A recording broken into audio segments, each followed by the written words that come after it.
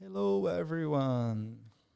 Welcome, everyone, to another of the Blender Conference 2022 podcasts. We have here today a very, very special group of people, and I might be special myself as well to know all of them. They're all so nice. The focus of this conversation is going to be development. So those are all, in a way or another, Blender developers here, me included. I'm going to be your host for this hour. My name is Dalai Felinto. I work as a product manager and development coordinator at Blender.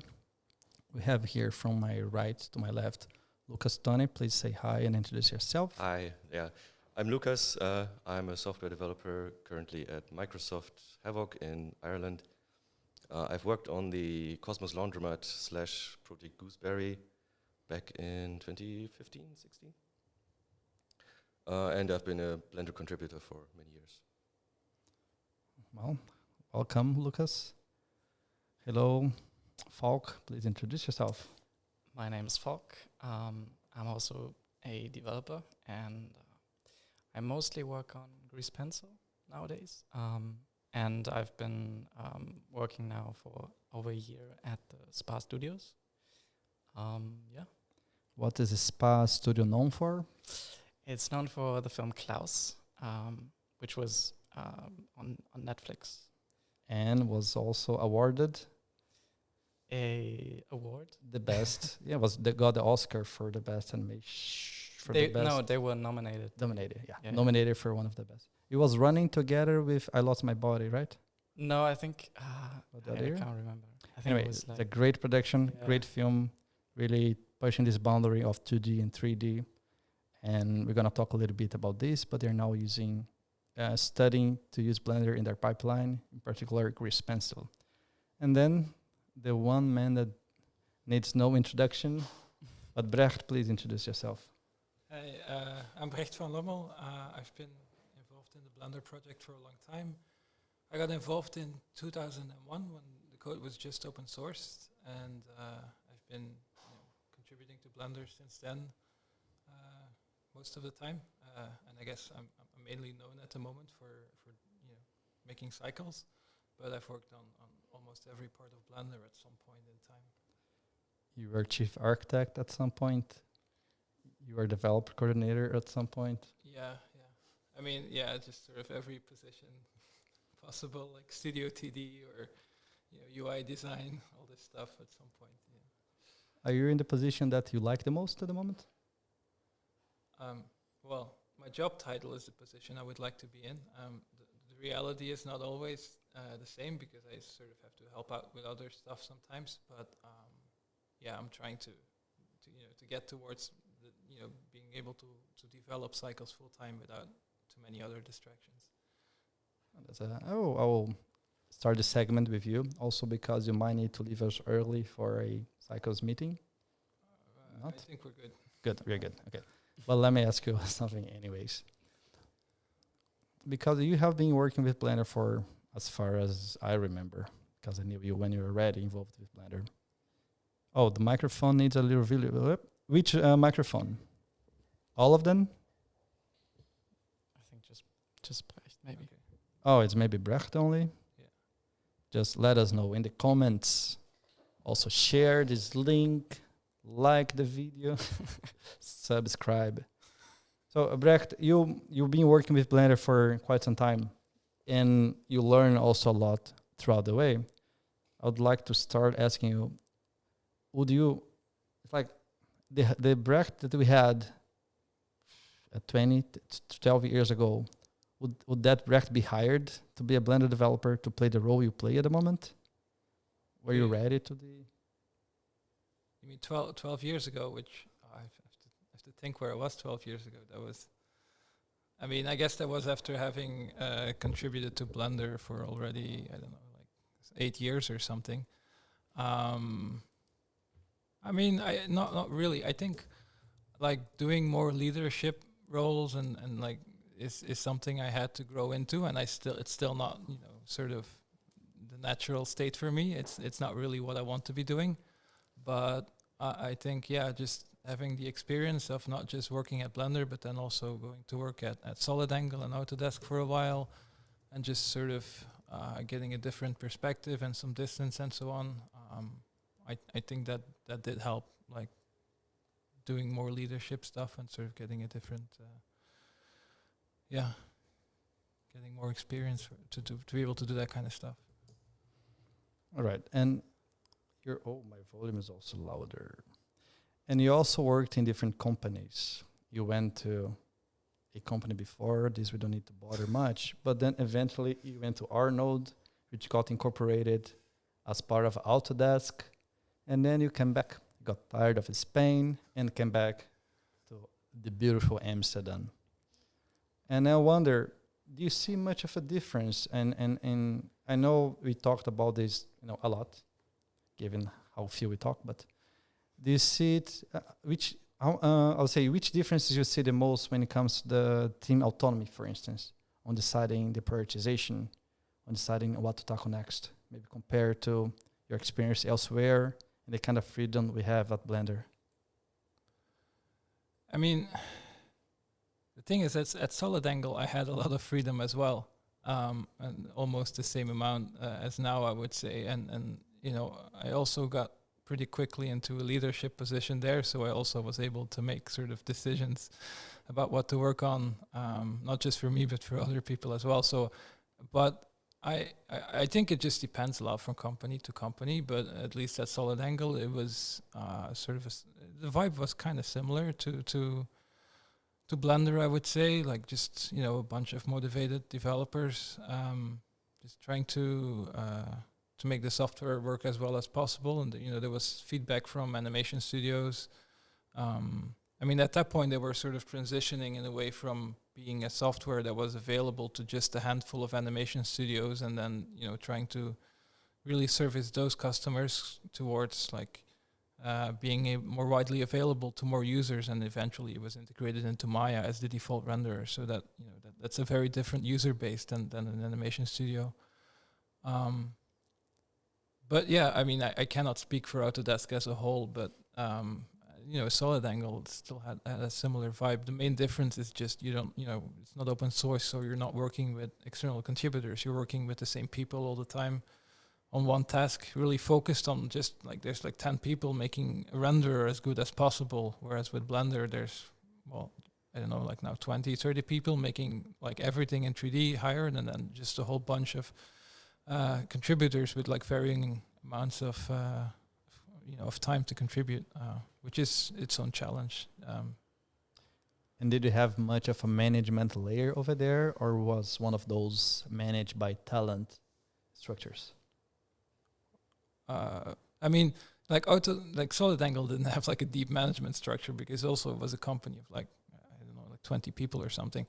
But then when Autodesk came in, of course, you suddenly have like 7 layers of management above you all the way to the CEO.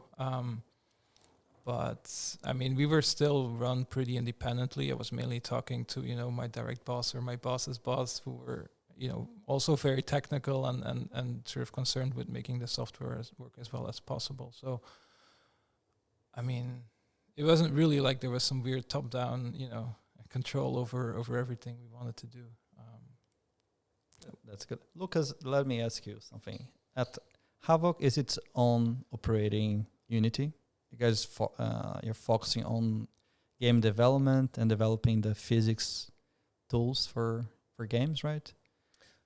Yeah, so Havoc, the structure, I would say, matches pretty well with what Brecht described about SolidAngle and Autodesk. So when Microsoft bought Havoc, the structure of Havoc was pretty small and very few levels of management, and that changed, of course, with Microsoft. Now there's all these top levels, but as a software developer, you still have that autonomy, and it's still focused on smaller teams that make their own decisions and decide how and what they want to implement. When they hired you to work there, did they value that your experience as an open source contributor and developer? Do they see this direct translation of, hey, you're working with those small units and the community at large, how to do, work with trackers? I think the the open source experience itself isn't so important, but more the fact that they can directly look at what you've been working on and see if that matches their expectations. Oh, that's interesting. Did they still have to job to interview you, I guess? Yes, of course. Let me ask you now, Falk, something. Falk, you're from all of you are working now in an animation studio, right? Yes. How many developers do you have there? So we are a fairly small team. On Blender itself, I have my colleague Jan, and so we're just 2 people working on Blender itself. And then, of course, we have other developers around that. So we have a team in just pipeline TDs. And we have people sort of working together with the artists and being sort of the bridge between developer and artist for like, teaching them Blender and things like that. So, and they also have some role in the development itself. But like core development, we're just a few people. And do you have, and then again, the topic of autonomy, because if there are not that many Blender people, it's probably even hard for some of the team to know what to ask you guys to work on and to decide what is better to tackle. How do you guys do this? Do you have to educate the team on what Blender and Grease Pencil cannot do? Yeah, so I mean that's pretty much our role. Is that we know, like from a development point of view, what the limitations are and what we can do. So they just come up with a problem, and we sort of have to translate that into how do we solve that problem in Blender. And yeah, that's one of our big tasks is doing that kind of job, is figuring out what the artist wants and then translate that into like actual code. And interesting, because both Lukas and Brecht worked with the Blender Studio, so also having to struggle this balance between, do we find a solution which is good for this project, or do we try to find a solution which is good to Blender at large? Back in the days, we even had specific branches for Sintel. Have the legendary render branch with global illumination for the Blender internal. I guess even Cosmos had some specific physics-related branches. Yes, I can't remember the exact details. It's been like 7 years, I think. But yeah, there were a lot of workarounds that we tried to implement. Some of them were successful, others not. And I've seen that now with Blender, we try to have the development to happen more in master, and they would only branch out. So the studio would only branch out if they just are in a moment in production that they cannot afford to run into too many bugs. So it's not a branch for new features, but it's a branch for stability and eventually some bugs to be backported. Do you see the difference, Brecht? You're not working so close to the studio nowadays, but how do you compare the work before and having to work in this new arrangement? Yeah, I mean, I think there's just not as many developers working super closely with the studio as there were before. I mean, in terms of quantity, I guess it's the same, but it was just like the 2 main developers of Blender were also the 2 main developers at the studio. So so in that sense, there was a closer collaboration, and the studio would set the priorities a lot more than now. But also it's because the studio provided like all the funding in a way. Like it was through the Open Movie project that we raised money and were then able to hire both artists and developers. And right now there's also a development fund, which which is funding development directly. So you're also thinking about, what does the community want, not just what the studio wants, because the community is now providing, a big part of the funding. How do you guys do at Spa Studio? So because I'm pretty sure you have the same conundrum, like how much you do something which is specific for production, and later you worry about how can I backport this to Blender, or how much is from the beginning you put the extra effort into design and engineering to make something which is more future-proof. Yeah, this is a big topic because obviously you run into that, and we do have deadlines as well, and so sometimes you just need like quick fix or something that just works and get it out there. But for like larger projects, we're trying to make it so that it's more generalized and and hopefully fits the core architecture of Blender better. So we actually go into like trying to find good design and make sure that we have a good solution and something that's also future proof and not just for this production. And how much of a workaround are the artists willing to do, as opposed to just go bang on your door and say, hey, can this be a feature? Because we don't want to do any workarounds. Mm-hmm. Yeah, it depends on the feature. There's like, we'll have a talk later in the conference where you're going to hear about some of this. But we try to do, at least for core development, we try to do everything so that it could potentially be, something that could be public and we want to contribute. So more like the quick hacks, we also do a lot on the add-on side, which is sort of like more production focused and not something that would be useful to anybody. So a lot of the development also happens on that side. And so there's, trying to find the balance. I remember talking to Bcon Dalai, director of Elephant's Ring, the open movie by the Blender Studio. And he said that I would do workarounds as far as I can. If I can, anything is a workaround. And only when I can't, I would go ask a developer to try to implement something. And of course, at the time, we did have new features being developed, the node-based compositing, and then whatever else. There's probably plenty of features. Did it work in the Elephant's Ring, Brecht? No, not directly. I was contributing at the time, but not, I wasn't really part of the project. But I remember, like, really stuck with me this idea that you really need it's a nice attitude, because even at the studio, a lot of the times there's the Blender studio, right? The artists are just finding workarounds, and if you don't go there and watch them work and be like, why are you doing this? Because I don't want to bother anyone, and there's way bigger fish to fry. If you really don't go that route, you just won't know that there's so much workaround happening at the same time. And that's not a Blender specific, it's not even a problem, not a Blender specific way of working. It's really, I think, how the industry works. So I don't think it's so unique to that. How is in the beautiful gaming industry? Do you get to use Blender for anything at Havoc?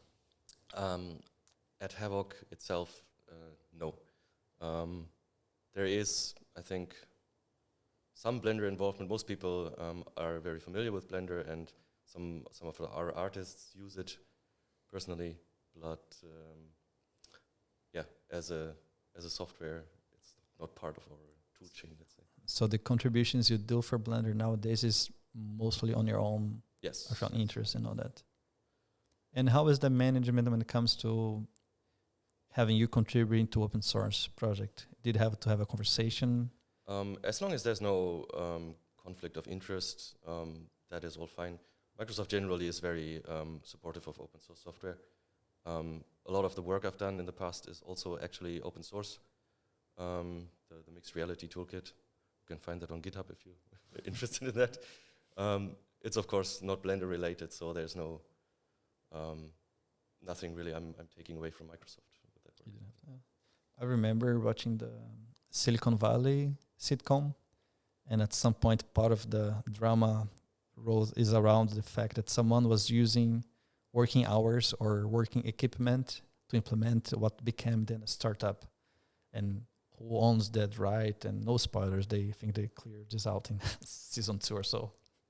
But it's something I always wonder. I know, Brecht, you also had to clear with higher up to be able to continue contributing to Blender, right? At some point. That's not something you can do by default. I think your default contract says no, you cannot do this. But I mean, they were lenient enough, and I asked them, and they accommodated it. So that was nice. But yeah. Do you know more people there at the time that had similar arrangement? I wasn't aware of anyone else. I mean, I only really knew the people within Solid Angle, and of those, that wasn't the case. But Autodesk is a big company, so who knows? Do you have these at Havoc, other people contributing to open source in their own time? And what is that motivates you that you have a paid job working 9 to 5, and still be in front of the computer, contributing to this, to do more coding on your time? Oh, that's a tough question. Don't you have enough job satisfaction during your working hours? Yeah, Blender is a very special project. It's close to my heart, and it's at my regular work, I would say, you don't get this immediate feedback from users. There are, of course, customers, but there are way fewer of them, and it takes a long time for some of that, what we call signal, to actually reach back to software developers. So, having somebody in the Blender community be excited about the feature you're working on, that's a very motivating thing to have. And what was the most recent feature you implemented? Was the panning for nodes, maybe? Maybe, yes. I also did the raycast node and geometry nodes, and a few smaller bug fixes. Do you see much of a difference from contributing to Blender nowadays and contributing to Blender back in the days? Oh yeah, well, back when I started, it was basically the Wild West. We were like committing directly to master without any code reviews. It's a good thing that that's not the way it works anymore. And is that similar to how you work in your company? Do you guys do unit testing? Do you have Oh yes, extensive node code review? There's code review, unit testing, integration testing, all these lovely things. How do you decide who gets to review what? And how do you make sure that that person makes time for that? Usually, it's you can either just let your line manager review your code, or generally, once you've worked in an area for a while, you know who is responsible and who knows how this works and who is best suited for a code review. I know in some companies, I don't know if I can mention the company, there are companies that their policy is the moment a code is ready for review, that it becomes the most pressing matter to review it, because that's code it's already waiting to be in the hands of the users, of the people using that. And it's in the Blender we don't do that much of that. It's like, okay, when the people that can review make time, let them just wrap up something else. It can be very disruptive, the other approach, but there's also a company that's a physical company, it gets a bigger, more people work on the same projects. I mean, it's a guerrilla. I think there's no problem saying how they work internally. I have people here. How is it? I mean, I know how it is for Blender, but is it much different in your previous experiences, Brecht? Like, everyone drops everything you're doing. I finished my patch. Please review it. I mean, you mean how it was at a solid angle, or solid angle? I mean, I think we were still like formalizing the process there, like in terms of code review. I mean, there were some pretty good tests, but yeah, I mean, the thing is also, if you're all working on the same feature in a way, you're all working on rendering in some sense, then the gap is not as big. Whereas with Blender, there's so many areas where I have, mentally switching between like a UI design and rendering, and then some geometry nodes thing or whatever. It's really disruptive, and you really have to think hard again and remember like what was this design. Whereas if you're just sort of working on roughly the same thing, you can kind of keep it all in your head, and code review goes quicker because you're just more it's just closer to what you're working on yourself. One thing I noticed that I remember is being a long battle of yours is like, let's do less projects so we can have more people work on the same topic, and then it's easy for review. It's also is a less context switching, and it's something I noticed a lot nowadays. It's for me so much more pleasant to have the Nodes project going on and the Brush asset, or maybe the Blender project, but we have like 2-3 people designing something together, and I only have to think about 2 topics at a time. Sometimes already too much, to be honest. But at least, if I sit by Julian Eisel, one of the developers at the studio, and see what he's doing is the same thing or correlated to what Bastien is doing, to what we designed the other week, it's so much more pleasant to work like that. And that for me is also a segue for you Falk, are you both working on Grease Pencil, you and Ian? So me and Jan, we're working mostly on Grease Pencil, but we're sort of also expanding to other areas. It depends on what we're focusing on. I sort of took over a bit in like the animation side of things, and Jan is working more towards like layout and things like that. And he's doing a lot more add-on development than me. So we try to balance a lot of the work between us. But there were times where we would like focus on one thing and just work on that 8 hours a day together. But I was wondering then who gets to review each other code? You get to review itself, or you just send for the Grease Pencil module to review? Oh, so for public contributions, of course. I mean, we prepare a patch depending on what that contains. If it's just a bug fix, then we just submit it right away. If it's something bigger, like we had a few of them, then we try to build a design task and get that out there, and let other developers, take their time to look at that, and then publish a patch and make sure it has a certain quality to it. And then we let them review it. I think Campbell was reviewing one of our or the Grease Pencil undo system that we published. So he took a lot of time actually to look at that and gave us feedback, and we came back. And I think we're still working on that patch. Yeah, I think it's still in review, and we're sort of waiting to have time to work on that again. But yeah, and then internally we just go back and forth basically. So we just review each other's code. Thank you. I'm freaking out of the whole live streaming here. One thing I noticed that some people just arrived to this conversation. I think we are a lot of people now. So maybe it's a good time to introduce yourself again. Oh, yeah. So life is working. I don't want to click too many things. Lucas, introduce me yourself now. You did a little introduction in the beginning. Yeah. Now I want you to introduce yourself before you started working with Blender. So what led you to eventually start contributing to Blender? Say your name again. And So my name is Lukas Tonne. Before I started contributing to Blender, I was studying physics. And I kind of experimented with the particles. And I think at some point in my teens, I basically made an animation film, like an architectural visualization thing. And I was kind of frustrated with the tools I had at the time, so tried out particles in Blender. And yeah, by that way I got more and more into physics since. And do you do use physics in your daily work there as a physics software developer? Yeah, at Microsoft I mostly work on AR and VR and mixed reality. So physics isn't really like a daily part of the work. Just help you to learn how to problem solve and software develop. Yeah, sure. How about you, Falk? Cameraman always.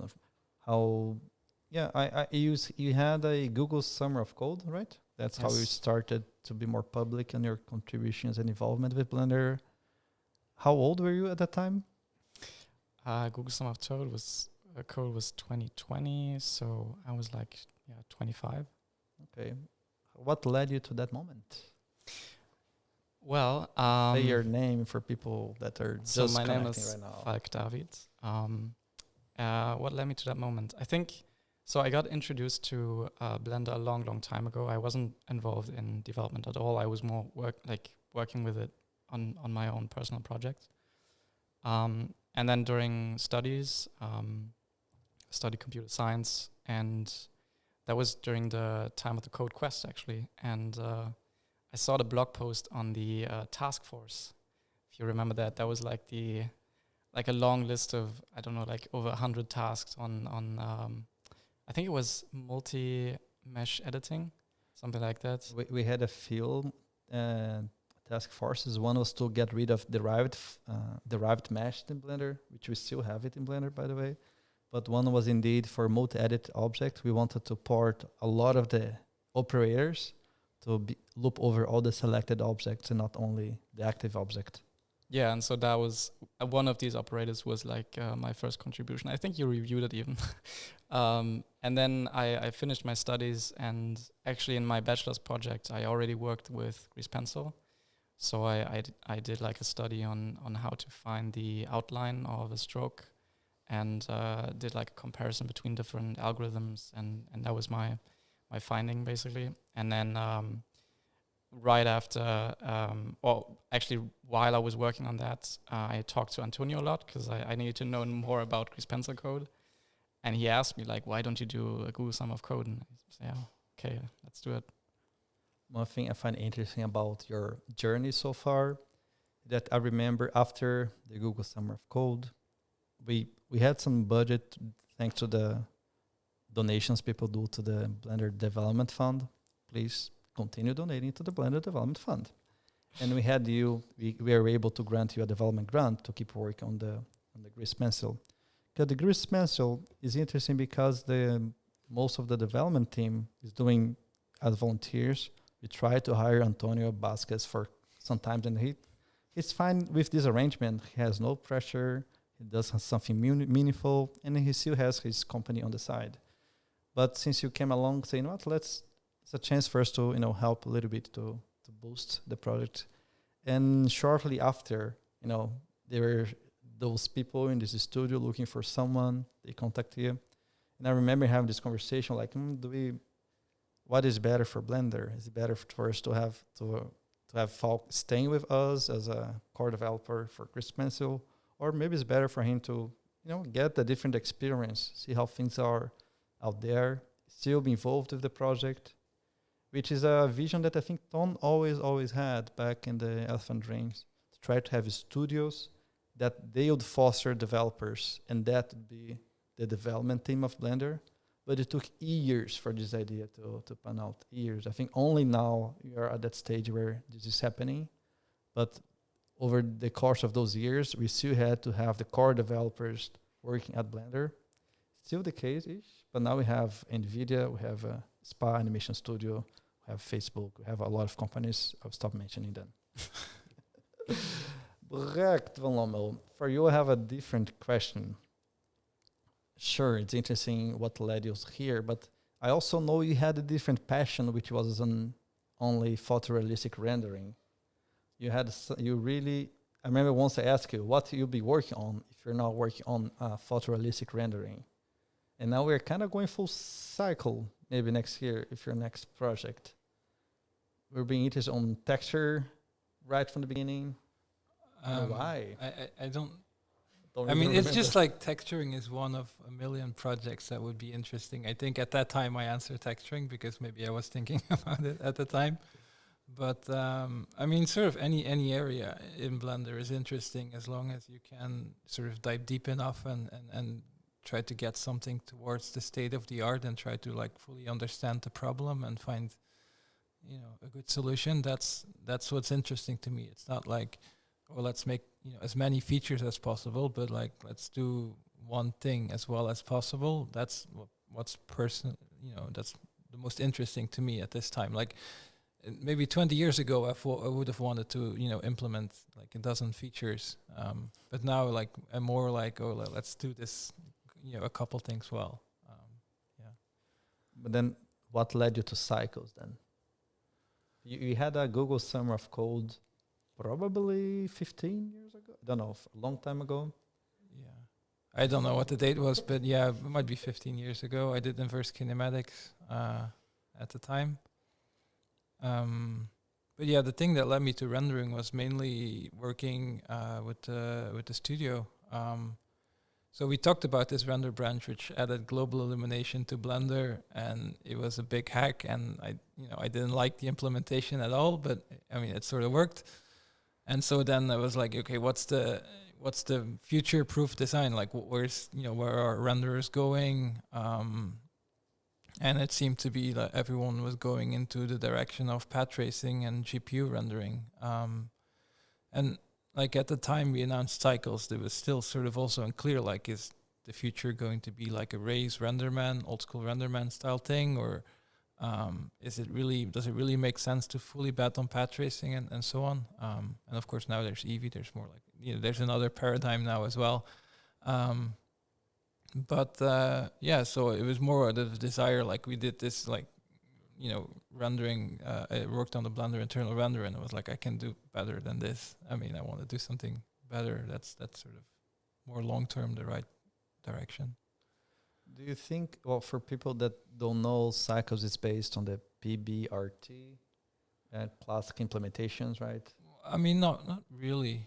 Like, obviously I read the book, but it's not necessarily based on that. Like, I was wondering if there's much room for innovation if you're implementing a known problem with known solutions. Yeah, there's less. I mean, it's less innovation in the sense that you're not thinking of a completely different workflow.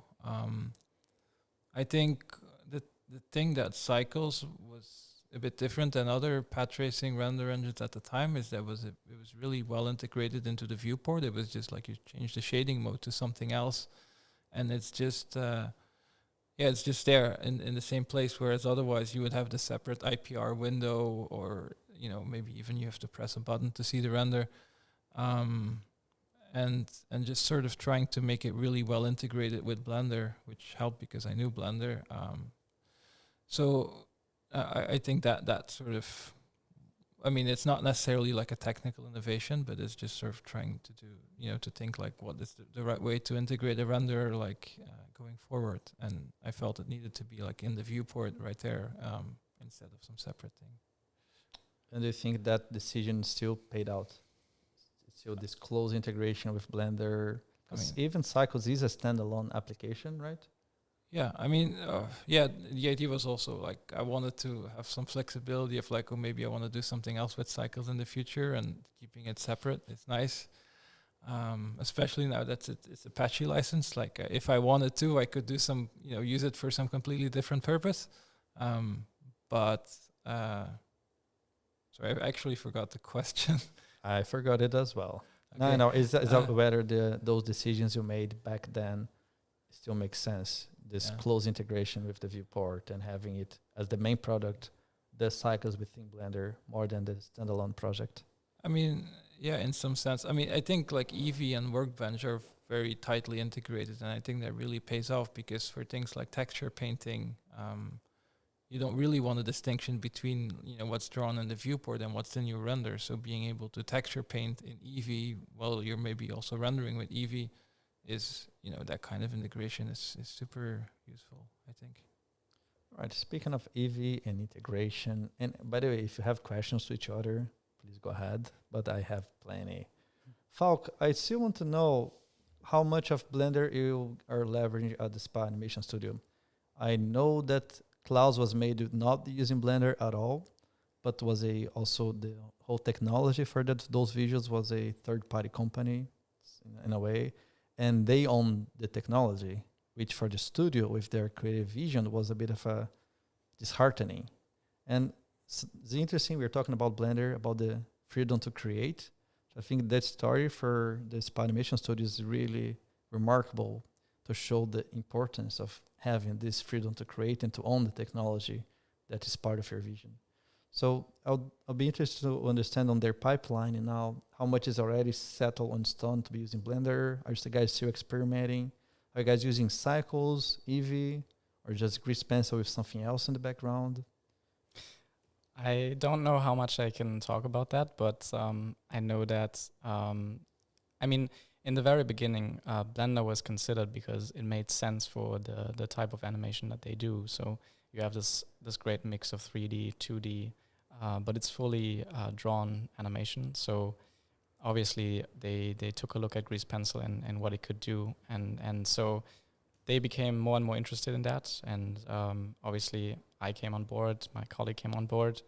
And so now we're working on sort of trying to get the most out of Grease Pencil and fully leveraging that technology.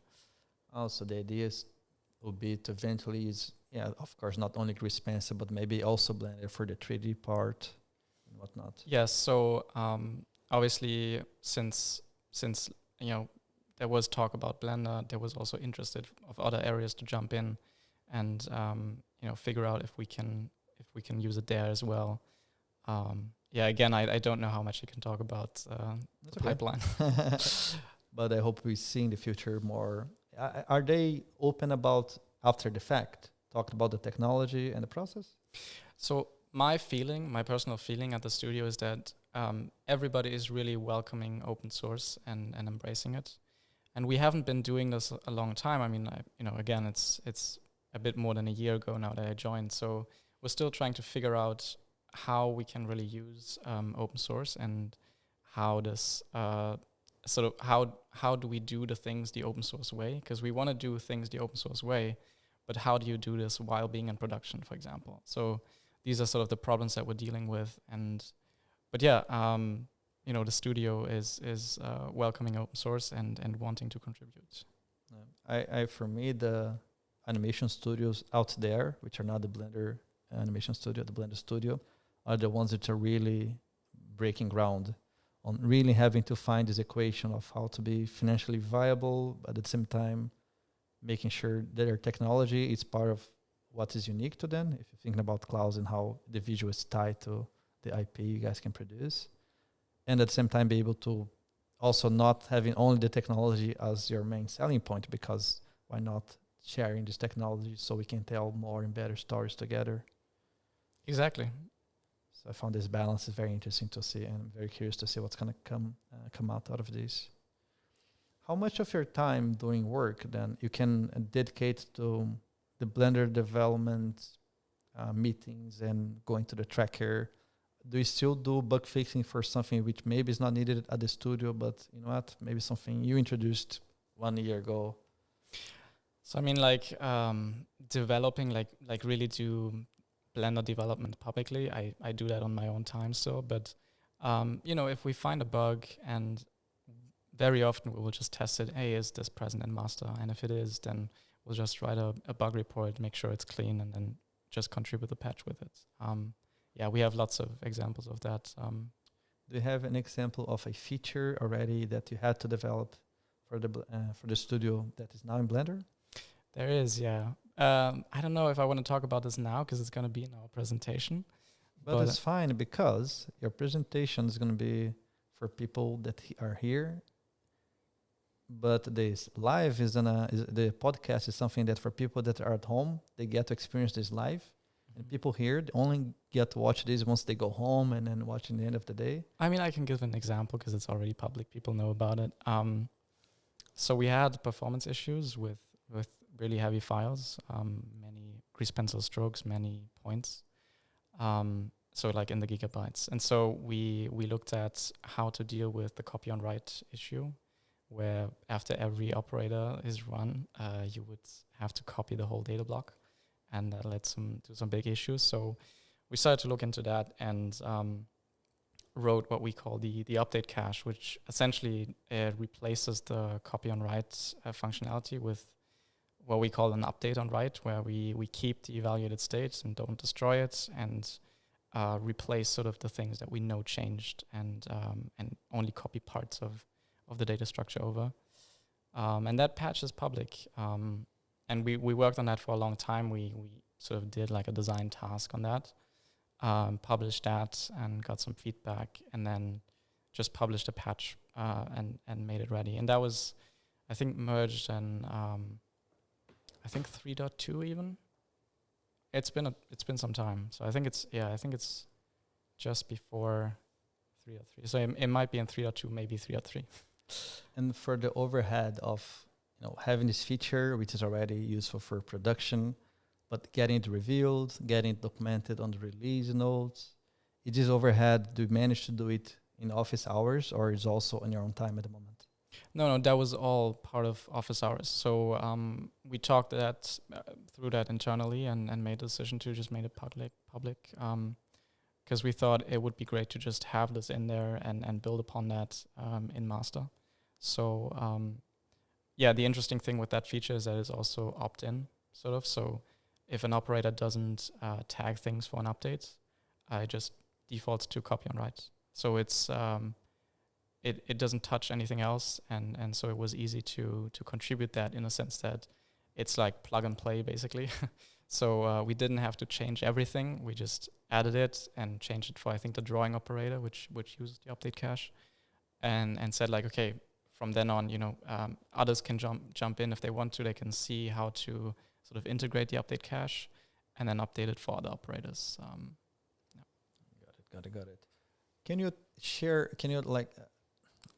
put it differently? As I mentioned, I think the studios having developers as part of their staff are really test running the open source business model that have been tried for years. I remember in the past, the Liquadora studio was doing Plumiferous, the first feature film with Blender. They had in-house, they had Diego Borghetti, who went on to contribute a new, still in the Blender code, I believe, the font we had in 2.5 was his contribution and other things. And that was something that the studio in Amsterdam always took it for granted. So Lukas was here during Cosmos, Brecht was here for so many projects. And yet I don't see many studios out there seeing the value, or I don't know why, seeing the value of having a developer that can change the code and do whatever else in their spare time. I don't know what else you do.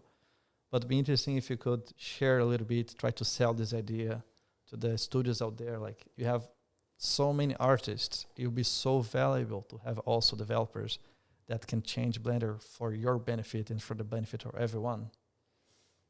Yeah, I think a great example is actually turnaround time when it comes to like bugs such as crashes. So one of the big things that happened during production is that we got a crash on something, and it was the first time, and people were, sort of freaking out. And then we came back, and like 1.5 hours later, and yeah, we got a patch. Here it is. Like, and obviously they were, they were not only like surprised by that, but they also gained confidence in, okay, yeah, like we can actually do this. If we have this support team that can actually make a change to the software itself and make something work within hours, instead of, just being on your own, basically. And why do you think it's so rare for, at least for the studios I know that use Blender? You see Blender being used in feature films. You see Blender being used in big VFX houses. Like, there's a big group in Brazil, the Light Farm. They have even developers for their online training course. They still have no developer there yet. So I always try to talk them into that. But they can go and also have the time and see the benefit of investing the time on learning the in and out of Blender. But so why do you think it just takes time? It's not the common. Honestly, maybe is it for me the question? I think maybe there are just not that many Blender developers. I think it's hard to find somebody who can fill in that position initially, like just take over the, and support a pipeline. I think it's still hard to find Blender developers. I think they're coming more and more, obviously, as the project is exploding. But I think that might be one of the bigger. Otherwise, I don't know. That would be my guess. I always hope that the game industry, because a game studio, I think half of the studio usually is developers and half is artists. There'll be the natural place where you'd see more development from Blender popping up. Yet I don't know. I still don't see that. Yeah, I guess I'm not directly involved in the gaming industry, so I'm kind of speculating a bit. But yeah, I suppose the content creation software is something that is still external to game developing, and it's developer time is too valuable to spend on that from the perspective of the studio, maybe.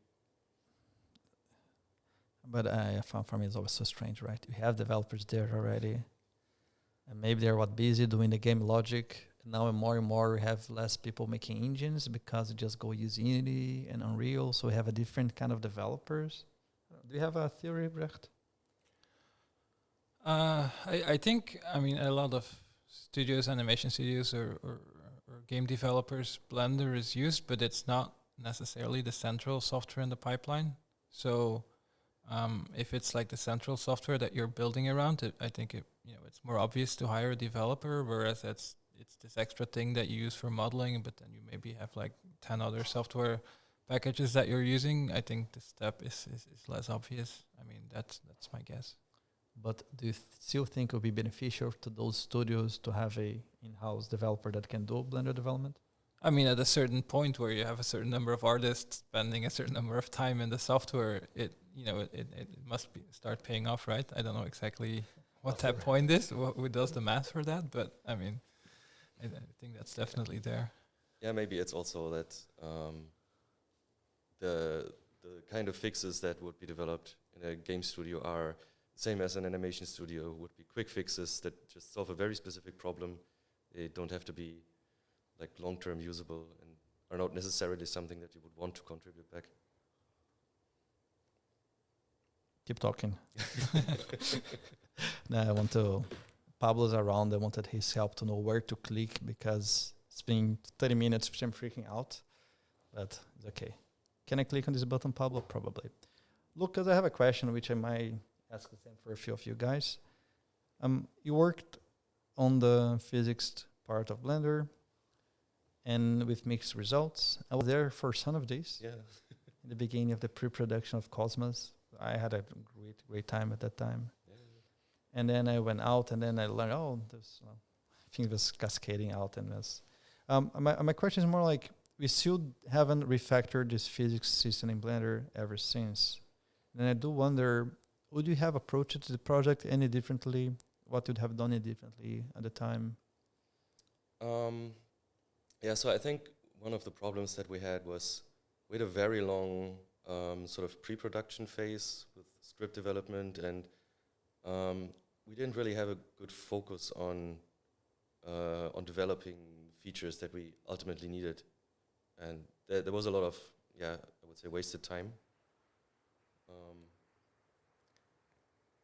And I think on my part, I also underestimated the scale of the changes that would be required there, the amount of work. So, yeah, I guess it would have helped to be a lot more focused on. I think Blender is in a much better position to do this now, to improve physics and implement new physics solvers and such in smaller incremental steps with geometry nodes, without having to throw everything out the window and start from scratch. And do you see the geometry nodes as a good foundation to now tackle the simulation part of Blender? Yeah, definitely. There's I think the one feature that is kind of missing at the moment is the caching. So time caching to be able to output a step and then use that as the input for the next step, which is also very similar to the loops concept that is kind of being talked about. The loop? Loops in geometry nodes. Yes. So take a thing and loop it back and then use that as the input for the next iteration. Yeah. I hope to still have you around for a long time. I think we're starting to get this area which is outside of everyone's comfort zone, which is physics in simulation. And all we tried for so long in Blender as a whole, right, to have a good physics system. And maybe I think one of the solutions might be to have the users figure out what they want to build and make sure just that things are stable and don't crash on the Blender side. Yeah, certainly modularity would help, so we don't have to have one hair system that can do everything equally well. So I'm looking forward to that. Do you have a feature in Blender you're looking forward the most? Or if you were to contribute to anything in Blender, what is it closest to your heart? Is still physics after all those years? Yeah, I still, despite everything, I still like physics, yes. Well, we're getting to our closing round here. I'll ask you, Falk, what is this one thing in Blender you'd either remove it or redo it from scratch, or still like to see it fully polished and finished? Well, I did propose a new sort of refactor of Grease Pencil and its data block, because I think, Grease Pencil has this history of starting out as being an annotation tool, and it was sort of built for that. But nowadays it's used for so much more, and I think you can sort of see that it has like aged in how it was implemented. So I think it needs a core redesign. I have like a proposal on that, and yeah, I think if I had the time and the team behind it, I would probably do that. Grease Pencil 3.0. And do you think this Grease Pencil 3.0 will be integrated with Eevee, of course, but also jump to nodes and... Exactly, yeah. That's one of the main points, is that we can, easily integrate and use basically the same core structure as curves, for example, in Blender. Have you thought already what people will do with jump to nodes and Grease Pencil? I mean, Danielle talked about it a little bit, have like a fully custom brush engine, basically, things like that, where you just draw, similar to what people are already doing using curves, right? You can draw curves in Blender, so similar things, but just fully integrated into a 2D drawing tool. And I guess probably a whole lot more that I can't imagine, and that, the Blender community will figure out. That's good. Brecht, you had a chance already to take something and redo it from scratch-ish, was the Cycles X. This was also special because you and Sergey were allowed to work, I call it private, like outside of the public curfew? I don't know. To the public scrutiny. And because maybe it would fail, but you wanted to be bold and try. Do you see yourself working behind? Did it make much of a difference for you to be able to disconnect a bit from the everyday part of the development and the community in a way and just lock yourself in a room? Yeah, I think it made a huge difference. Just being able to, we had an arrangement where 4 days a week we would, focus on nothing but Cycles X, and then one day we would just try to catch up with everything else. Just being able to focus like 4 consecutive days a week on some topic, it just makes you so much more productive than switching back and forth. Like you can have the entire code in your head and know all the issues, all the things you want to try, and I think it was just so much faster. And so I'm still trying to like figure out how we can get that back in some way, while not completely isolating ourselves. But you think the communication with the community suffered much from this disconnection? Well, I mean, it was like a 3-month period where we were really disconnected, maybe 4 months. I mean, it wasn't, it's not terrible, but if you do it permanently, it's an issue, I think. But yeah, I mean, it's just you're writing code instead of having someone else contribute. Like you just that's a trade-off. Like if you do, so yeah. Thanks so much. Does anyone has any parting words they would like to share? Otherwise, I'd like to thank everyone who's watching it. Thank Lukas, Falk, Brecht. I tried to add their names in the description, but they should be highly Googleable. Lukas Tonne, Falk David, or File Descriptor, and Brecht van Lommel, or Brecht. Thank you so much. I'm Dalai Felinto. I've been your host tonight. There's still plenty of Blender conference happening. The next live stream, it is tomorrow, and Pablo will give me more information.